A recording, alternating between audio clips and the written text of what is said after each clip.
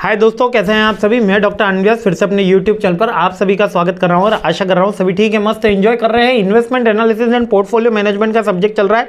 Second most important question तक आ गया हूं, अभी शुरुआती हुई है और आप सभी इसका इंतजार कर रहे थे हमारे अंतिम प्रहार सीरीज़ का, और आपका जो प्यार मिल रहा है हमें उसका तो फिर कहना ही क्या। बहुत ही शानदार, बहुत ही शुक्रिया आप सबके इतने सारे प्यार के लिए। सेकंड क्वेश्चन आ जाते हैं क्योंकि समय है कम और काम है काफ़ी ज़्यादा। स्टॉक एक्सचेंज क्या है, स्टॉक एक्सचेंज का क्वेश्चन क्या बनता है, एक तो कैपिटल मार्केट का क्वेश्चन बनता है। ठीक है, कैपिटल मार्केट को स्टॉक एक्सचेंज से मत समझिएगा। कैपिटल मार्केट एक ब्रॉडर टर्म है, स्टॉक एक्सचेंज एक छोटा टर्म है।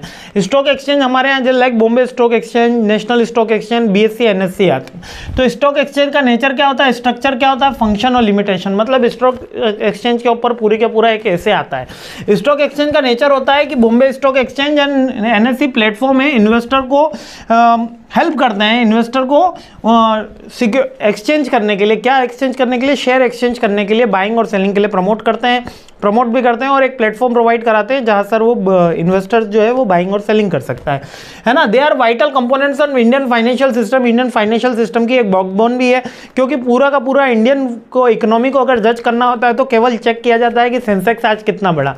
सेंसेक्स बढ़ा यानी इंडियन इकोनॉमी बढ़ी, और सेंसेक्स डाउन हुआ यानी इंडियन इकोनॉमी डाउन हुई। इसके अलावा इसका स्ट्रक्चर क्या कहलाता है, इसका गवर्न किया जाता है सेबी के थ्रू, और इनडायरेक्टली इसको गवर्नमेंट भी गवर्न करती है। लेकिन गवर्नमेंट ने एक सेबी बॉडी बना दी है जो इसको पूरा कंट्रोल और इसके जितने भी रूल्स रेगुलेशन है वो ऑपरेट करती है। अब मैंने आपको इनडायरेक्टली इसलिए बोला क्योंकि सेबी को जो ओवरऑल कंट्रोल करने का पावर है वो गवर्नमेंट के पास होता है। तो वैसे तो एक सेबी एक ऑटोनोमस इंस्टीट्यूट है जिसको किसी भी तरीके का कोई भी मेजर चेंज करने से, माइनर चेंज करने से पहले कहीं भी कुछ करना नहीं होता। लेकिन फिर भी sometimes the government interfere, like कि उन्होंने वो सेबी को बोल सकते हैं कि इंस्ट्रक्ट कर सकते हैं आप ये कंपनी हमें फ्रॉडुलेंट लग रही है, आप इसकी रिपोर्ट कराइए। तो इनडायरेक्टली होता है, लेकिन usually SEBI is autonomous body and well capable body है, जो इसको हमको भी गर्व होना चाहिए कि काफ़ी फ्रॉडुलेंट एक्टिविटी इन्होंने आइडेंटिफाई करते हैं। लाइक अभी कुछ एंकर्स के ऊपर भी इन्होंने फ्रॉडुलेंट एक्टिविटी, 10-12 एंकर्स के ऊपर भी फ्रॉडुलेंट एक्टिविटी, वो एक न्यूज़ चैनल पे आते थे, अपनी टिप देते थे, उससे पहले वो उसके शेयर बाय कर लेते थे। तो उसको प्रिवेंट करने का काम भी सेबी करती है। कंपनियों को लिस्टेड करने का काम करती है, कंपनियों को डीलिस्टेड करने का काम भी करती है, कंपनी को रूल्स रेगुलेशन करने का काम भी करती है, यानी ब्रोकर्स को भी हेल्प करती है। और ब्रोकर्स को भी लाइसेंस प्रोवाइड कराने का, मतलब जो एजेंट होते हैं उनको भी लाइसेंस प्रोवाइड कराने का काम भी करती है। और BSE NSE सर्टिफाइड कोर्स भी कराती है।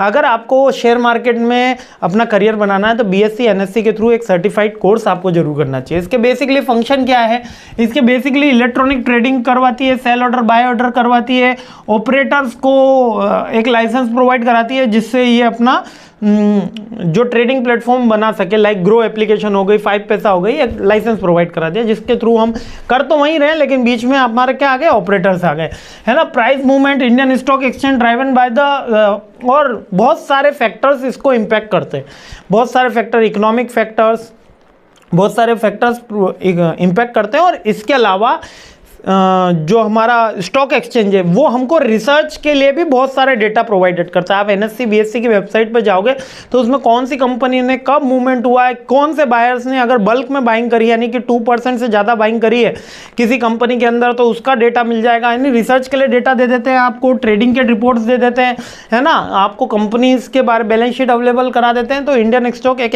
एजुकेशन का काम भी कर रही है, रेगुलेशन का काम भी कर रही है, फ्रॉडुलेंट एक्टिविटी प्रिवेंशन का काम कर रही है, इकोनॉमी रन करने का काम कर रही है, और ब्रोकर्स को लाइसेंस प्रोवाइड करने का भी काम कर रही है। और लिमिटेशन क्या है, लिमिटेशन ये है कि ये डिफरेंट इकोनॉमिक फैक्टर्स से पूरी फुल प्रूफ नहीं है, मतलब ये इफेक्ट होती है।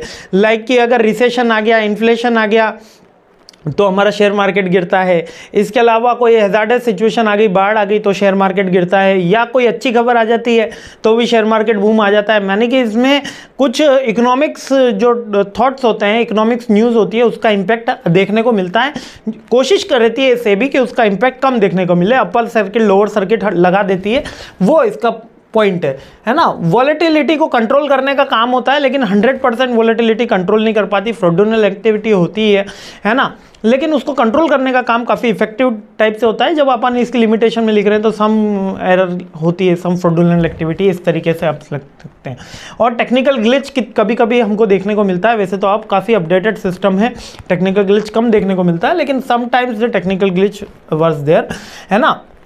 और गवर्नमेंट की पॉलिसीज चेंज होने से इसके ऊपर भी इम्पैक्ट आता ही है। बस यही 2-3 है, लाइक कि टेक्निकल ग्लिच रहता है, गवर्नमेंट की पॉलिसीज का इम्पैक्ट लेता है, इकोनॉमिक फैक्टर्स का इम्पैक्ट रहता है, फ्रॉडुलेंट एक्टिविटी समटाइम्स हैपन, और हाँ फ्रॉडुलेंट एक्टिविटी समटाइम हैपन, और लिक्विडिटी में भी different, security listed Indian exchange impact on is, ठीक है। बस ये 3-4 पॉइंट ठीक है। तो 3-4 में अपन को क्या लिखना है, देखो स्टॉक एक्सचेंज का फ्रॉडुलेंट एक्टिविटी 100% क्योर नहीं कर पाती, समटाइम्स है ना, ये समटाइम्स करके वाली लाइन लिखना।